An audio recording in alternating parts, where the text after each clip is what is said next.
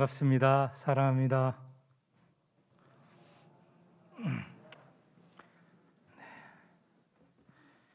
1층 교육관에 오신 분도 환영합니다. 온라인으로 참여하는 분들도 환영합니다. 모두 환영합니다. 오늘은 성령 강림 주일입니다. 성령께서 이 땅에 임하신 날이죠.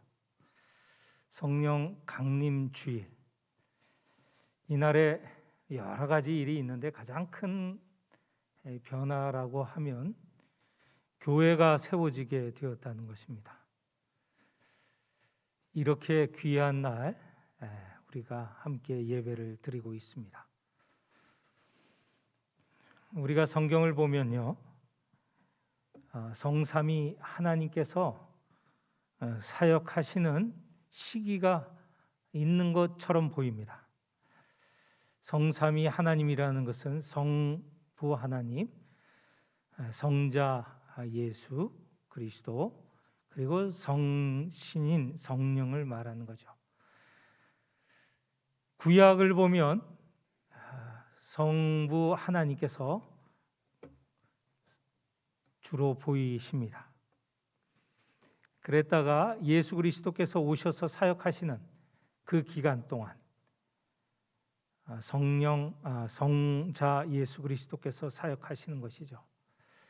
그리고 예수께서 죽으시고 부활하시고 승천하신 이후에 성령 하나님께서 이 땅에 오시고, 그리고 지금은 성령의 시대인 것처럼 이렇게 보입니다. 성삼위 하나님이라는 그 단어는 성경에 나오지 않습니다. 성경 창세기서부터 시작해서 요한계시록 뒤져봐도 성삼위 또는 삼위일체 하나님 이런 말은 나오지 않습니다. 그러나 삼위일체 하나님에 대한 내용은 성경 곳곳에서 나옵니다. 구약의 이스라엘 역사와 함께 하신 성부 하나님만 사역하시는 것 같지만, 그 구약에서도 삼위 하나님께서 사역하셨고, 예수께서 오신 때도 그렇고, 지금 성령 하나님께서 역사하시는 이때도 삼위일체 하나님께서 사역하고 계십니다. 세상을 만드실 때 상황을 우리가 한번 생각해 보십시오. 창세기 1장에 보면 하나님께서, 성부 하나님께서 말씀으로 세상을 창조하셨습니다. 그러면 성부 하나님만 성경에 기록이 되어 있느냐? 아닙니다. 창세기 1장 2절에 보면 하나님의 영이 수면 위에 운행하시더라. 성령께서 역사하고 계시는 것을 볼 수 있습니다. 그러면 두 위, 성부 하나님, 성령이신 하나님께서만 사역하시는가? 아니죠. 요한복음 1장 1절에 이하에 요한복음 1장에 보면 세상의 시작, 천지가 만들어질 때 누가 또 계셨습니까? 말씀이신 성자 예수 그리스도께서 함께 사역을 하십니다. 그러니까 천지를 만드실 때도 삼위 하나님께서 역사하셨다는 것이죠. 그것만 있겠습니까? 예수 그리스도께서 요한에게 세례를 받고 이제 물 위에서 이렇게 나오실 때에 거기에도 삼위 하나님께서 함께 하심을 우리가 볼 수 있습니다. 하늘에서 소리가 들렸죠. 이는 내 아들이라. 성부 하나님의 말씀하십니까? 세례를 받으신 분은 성자 예수 그리스도입니다. 그리고 그 사이에 성령 임재가 비둘기처럼 임하였다. 성삼위 하나님께서 천지 창조부터 시작하여서 마지막 종말, 그리고 그 이후에 하나님 나라가 영원히 지속되는 그때에도 성삼위 하나님으로 계십니다. 오늘 우리가 특별히 성령 하나님께서 우리에게 오시는 것을 기억하고 기념하는 날인데 특별한 시기입니다. 성령께서는 구약에도 역사하셨고 예수님 사역하실 때 지속적으로 우리 예수님과 함께 하셨고 또 그 이후에 역사를 하고 계십니다. 늘 계셨던 분이신데 오늘 우리에게 특별히 드러난 그런 사건이 성령 강림의 사건이죠. 성령 강림은 어떻게 해서 이루어졌는가? 먼저 우리 주님 예수께서 오늘 본문에 약속을 하셨습니다. 5장 26절 27절 6장 4절 이하에 우리가 읽은 본문을 보면 예수님께서 성령을 보내시겠다고 약속을 하십니다. 이 성령은 어떤 분이시냐? 15장 26절에 보면 하나님으로부터 나오신 분이다. 하나님에게서 나오신 분이시다. 그리고 하시는 일은 보면 예수님을 증언하는 분이다. 이렇게 나옵니다. 그런 성령을 예수님께서 보내시겠다고 하시는 것입니다. 왜 그러십니까? 오늘 본문은요, 예수님께서 사역하시는 마지막 때입니다. 이제 이 날, 목요일이 지나고 주중에 이제 곧 있으면 붙잡히시고 십자가에 달리시고 죽으십니다. 이런 때에 예수님께서 성령을 제자들에게 약속을 하십니다. 내가 떠나야 성령이 오신다는 것입니다. 내가 떠난다고 했을 때 제자들은 두려움에 빠졌습니다. 지난 세월 동안 제자들은 스승이신 예수님과 늘 함께 다녔습니다. 일주일에 한 번 회당이나 그런 데서 모여서 한번 계시다가 지내다가 또 다시 집으로 돌아가고 또 다음 일주일 만에 만나고 그런 것이 아닙니다. 하루 24시간, 일주일 7일, 또 1년 365일 동안 늘 함께 하였습니다. 어떤 때는 함께 남의 집에 가서 잘 때도 있지만 그렇지 못할 때는 노숙을 하기도 하고요. 또 초대를 받으면 잘 먹었지만 그렇지 못할 때는 빌어먹을 때도 있었습니다. 사실 탁발의 시작은 그 옛날 예수님 때부터였어요. 이렇게 이 지상에서 예수님께서 계실 때 제자들은 정말 함께 살았습니다. 능력을 베푸시고 기적을 베푸시고 이적을 베푸시는 주님을 따라다니면서 제자들은 큰 힘과 큰 위로를 받았던 것이죠. 그런데 오늘 본문에 보면 예수님께서 이제 이 세상을 떠나겠다.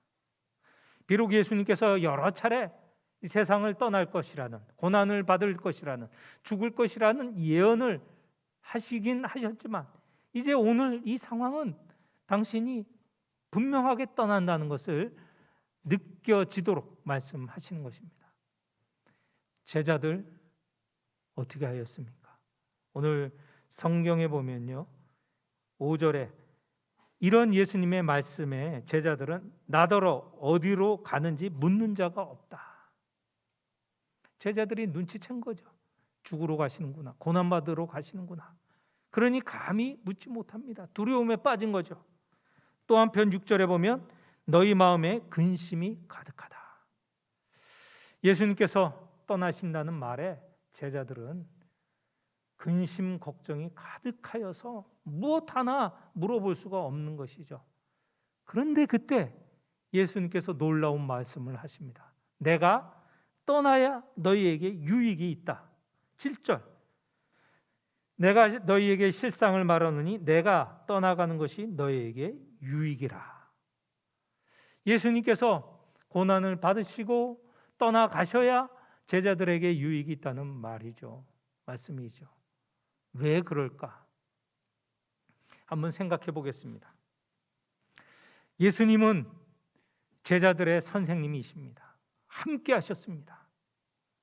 그런데 한계가 있어요. 어떤 한계가 있나? 예수님은 역사상 한 시기에 오셨습니다. 그 삶이 기르면 33년에서 기르면 한 38년, 9년, 40년 정도 이 땅에 계셨죠.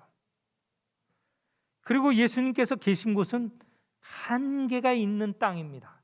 주로 갈릴리에서 활동하셨고 때로 유다와 예루살렘에서 활동하셨습니다. 간혹 이방 땅에 가신 적은 있습니다. 이렇게 장소와 시간이 한계가 있는 그런 사역을 하셨습니다. 예수님은 제자들을 사랑하고 또 함께한 이스라엘 백성들을 사랑했습니다. 그 사랑이 얼마나 큰지 예수님께서 스스로 말씀하셨습니다. 끝까지 사랑하신 모습을 보인 거죠. 그 사랑은 바로 사람들을 위해서 십자가에 달리시는 그런 사랑입니다. 끝까지 사랑하시는 그 모습이 시간적으로 또 장소적으로 이렇게 한계가 있어 보이는 것이죠. 이스라엘 백성과 또 그 시대에 한계가 있었던 것입니다. 오늘 이 말씀, 내가 떠나야 유익하게 된다. 성령이 임하시게 되고 내가 성령을 보내겠다라고 하시는 것 아닙니까? 성령을 보내면 그 성령은요, 시간과 장소에 매이지 않는 분입니다. 성령은 지금 이 시간에 오늘 우리 교회에서도 임하시지만 이 대동 지역에 또 동구 지역에 한국에 있는 모든 교회에 예배드리는 그곳에 임하고 계시는 것이요. 심지어는 지금 줌으로 참여하는 저 라오스 생사이 센터에도 지금 임하시는 것이죠. 성령은 장소에 한정을 받지 않습니다. 그리고 성령은요, 시대에 한계가 있으신 분이 아니죠. 예수님은 공생애 3년이라고 하지 않았습니까? 그 3년 동안 제자들과 함께 다니시는데 성령은요, 영원히 함께 하시는 분이십니다.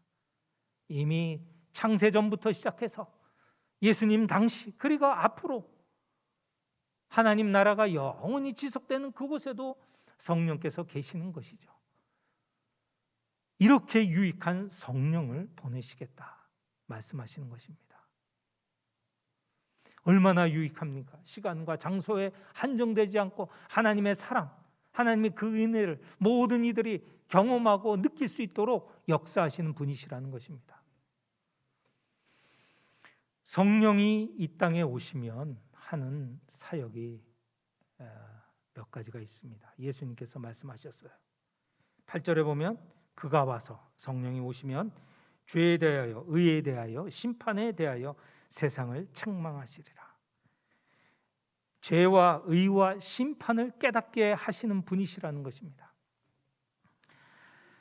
사람이 진정 죄의식을 갖게 되는 것, 그리고 무엇이 의로운 것인지를 깨닫게 하는 것, 그리고 심판이 있다는 것, 그것을 깨닫게 하시는 분은 성령의 역사라는 것입니다.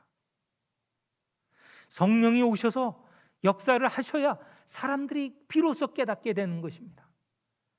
우리들은 내가 죄를 깨닫고 내가 의로운 자가 되기를 원했고 또 하나님의 심판, 사랑을 받고 구원을 받고 심판을 피하려고 한다 했지만 그 모든 것을 주시는 분, 깨닫게 하시는 분 다 성삼위 하나님의 역사입니다. 하나님께서 사랑을 베푸셨고요, 그 사랑을 눈으로 확인하고 경험하게 하시는 분이 예수 그리스도이시고요, 예수 그리스도가 이 땅에 계시지 않지만 그것을 알게 하고 믿게 하고 체험하게 하시는 분이 성령이시라는 것입니다. 죄를 깨닫게 되었다.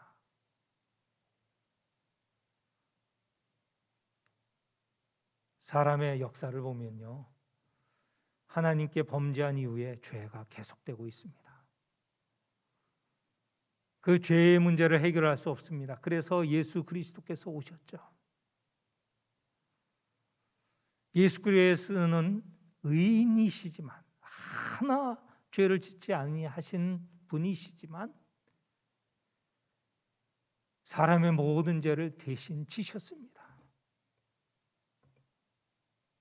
그리고 십자가에 달리셔서 돌아가셨습니다.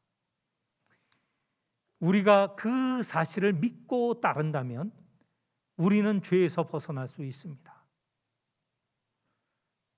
그것을 깨닫게 하시는 분이 성령이시라는 것이죠.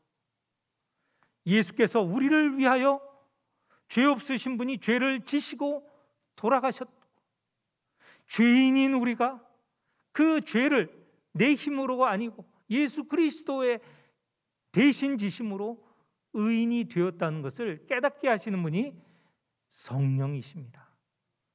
오늘 성령의 역사로 인하여서 우리가 이 자리에 온 거죠. 우리는 내 스스로 내 능력으로 내 지혜로 온 것처럼 여기는데 그 모든 것은 다 성령의 역사이십니다. 성령께서 깨닫게 하시지 않다면 우리는 여전히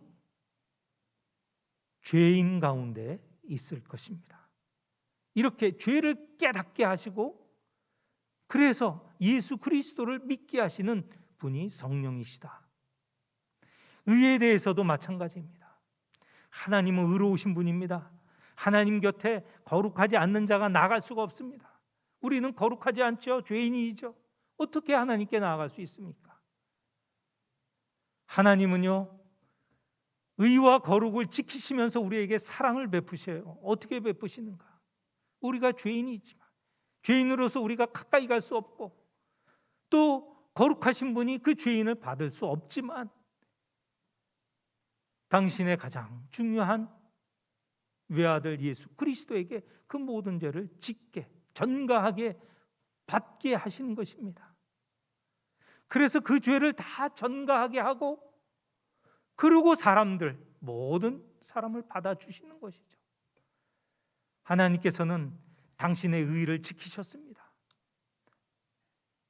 죄인의 죄를 예수께서 지시도록 하시고 죄를 벗은 사람들을 부르시는 것이죠. 그래서 당신의 자녀로 삼으시고 백성으로 삼으신 것 아닙니까? 하나님의 의가 명백하게 드러났습니다. 이것을 깨닫게 하시는 분이 성령이시라는 것이죠. 이 비밀을 어떻게 우리가 깨달을 수 있습니까? 죄에 쌓여 있다면 이런 깨달음이 어떻게 있겠습니까? 그러나 그 죄를 예수께서 지게 하시고 우리를 부르신 그 하나님의 의, 그것을 알게 하시는 분이 성령이시라는 것이죠. 세상의 역사도 마찬가지입니다. 지금은 거짓이 진리를 이기는 것처럼 보이고 힘이 연약함을 누르는 것 같고 그렇게 보이지만 마지막은 어떻습니까? 하나님의 의, 하나님의 선하심이 이기십니다. 왜? 사단은 죄와 그리고 거짓 불의를 계속 주장하고 세상을 지배하려고 하지만 그것을 이미 예수 그리스도께서 이기셨습니다. 예수 그리스도께서 불의를 이기시고요, 죽음을 이기시고요, 그래서 의를 이루셨고요, 영원한 생명을 약속을 해주셨습니다. 사탄을 이기시는 거죠. 사탄을 이미 심판하신 것입니다. 이것을 깨닫게 하시는 분이 성령이시다. 이렇게 세상에 대해서 깨닫게 해주시는 분이 성령 하나님이시다. 오늘 이 성령 강림 주일에 성령께서 오셔서 우리로 하여금 깨닫게 하시는 것입니다. 우리 역사에서 1907년 대부흥이 있었습니다. 그때 성령이 역사하셨죠. 어떻게 되었습니까? 1907년이라는 것은요, 역사적으로 의미 있는 시대였습니다. 조금 있으면 1910년이 되면 우리나라가 일본의 식민지가 됩니다. 그 당시에 나라가 망하여 가는 상황에서 백성들은 어떻게 지냈습니까? 희망이 없죠. 절망 가운데 있었습니다.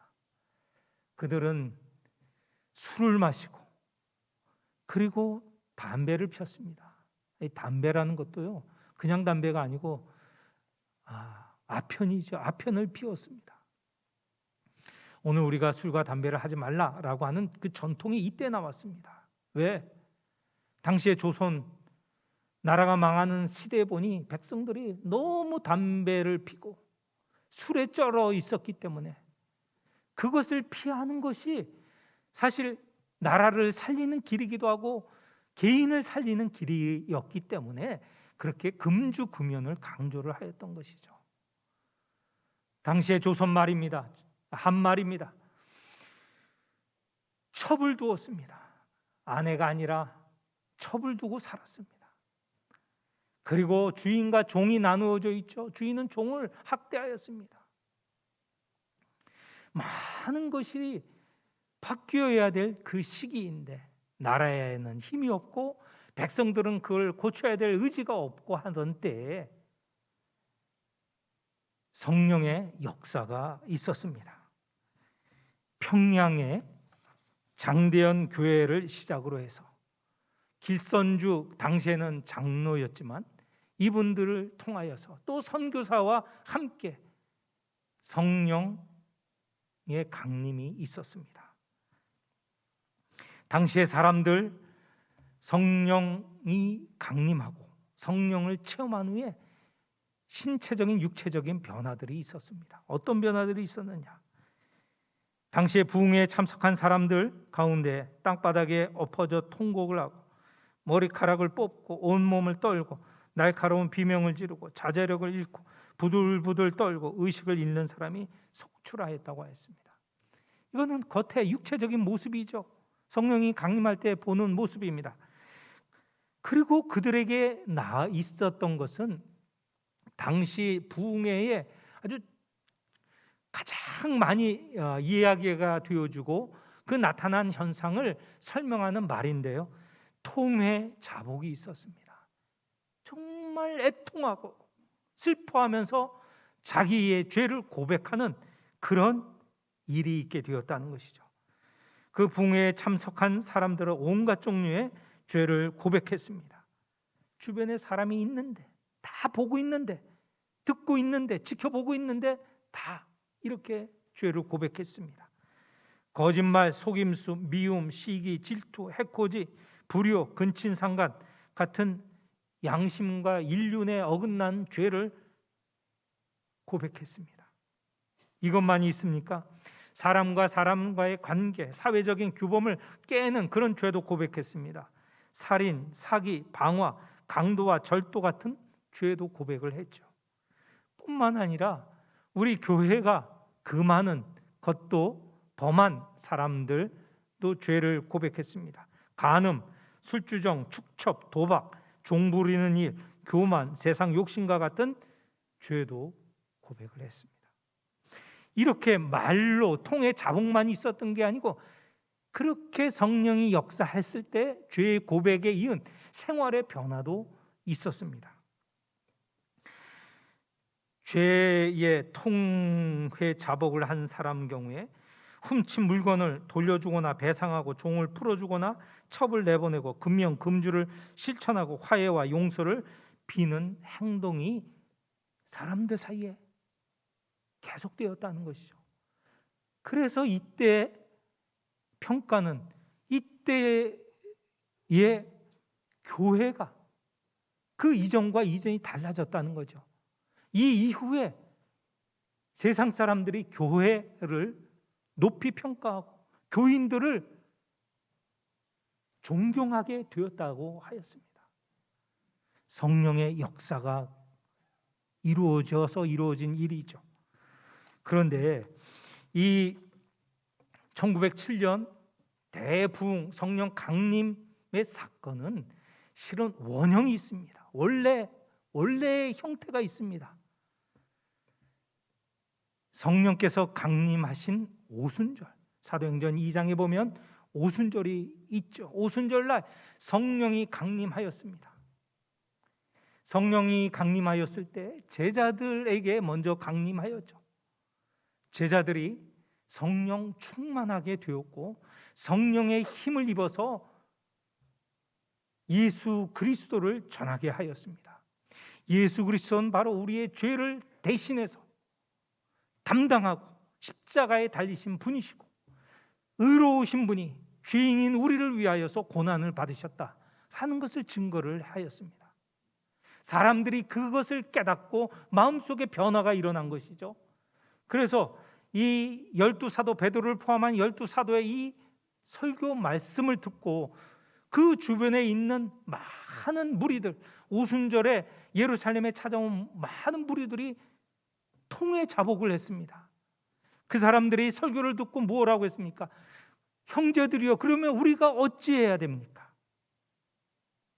예수 그리스도의 복음을 전했을 때 그들은 그 복음을 받아들였고 회개하고 교회로 들어오게 되었습니다. 하루에 3,000명이 교회로 들어왔죠. 그게 초대교회의 시작입니다. 성령께서 역사하셔서 교회가 시작된 시기입니다.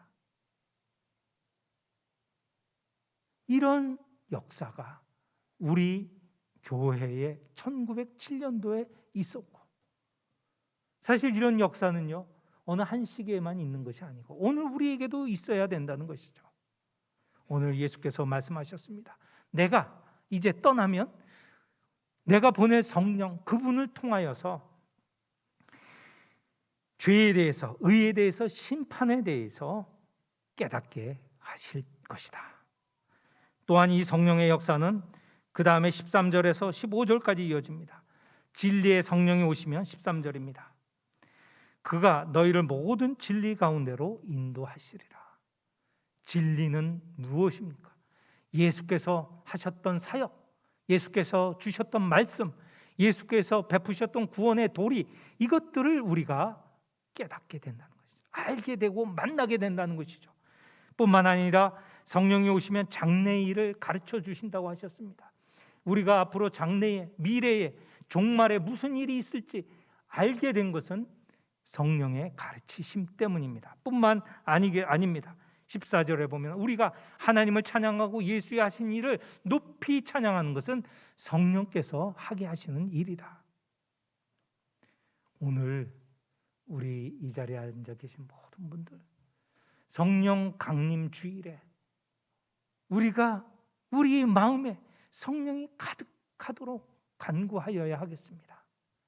그리할 때 우리가 비로소 우리의 죄를 진심으로 깨닫고 우리에게 베푸신 하나님의 의를 받아들이게 되고 예수를 주님으로 받아들이고 예수처럼 살려고 결단하고 말씀드린 대로 구체적으로 우리의 죄를 고백하고 그 죄에서 돌이키는 역사가 있을 것입니다. 우리 영광교회가 이런 성령 충만한 교회가 되어서 우리 주님께서 이렇게나 원하시는 성령이 너에게 임하시면 큰 유익이 있으리라, 유익이 있는 그런 교회가 되기를 축원합니다. 우리 모두 성령 충만하기를 기도하고 성령 충만을 경험하는 성도들이 되시기를 바랍니다. 하나님 아버지, 오순절 성령이 강림하셨습니다. 성령의 역사로 인하여 우리가 죄에 대해서, 의에 대해서, 심판에 대해서 제대로 깨달을 수 있었습니다. 또한 우리가 예수 그리스도를 바로 알고 예수 그리스도를 따르고자 결단하는 마음이 생긴 것을 알게 되었습니다. 또한 우리의 장래가 어찌 될지, 장래를 예비하신 하나님의 그 은혜와 사랑이 무엇인지 깨닫게 됨을 알게 되었습니다. 우리 모두 성령 충만하기를 간구하는 자가 되게 하여 주옵소서. 언제나 우리와 함께 하시지만 우리의 간구, 믿음을 통하여 성령께서 우리 안에 역사하여 주옵소서. 우리를 이끌어 주옵소서. 성령의 이끄심대로 살아가는 성도들이 되게 하여 주옵소서. 예수님의 이름으로 감사하며 기도하옵나이다. 아멘.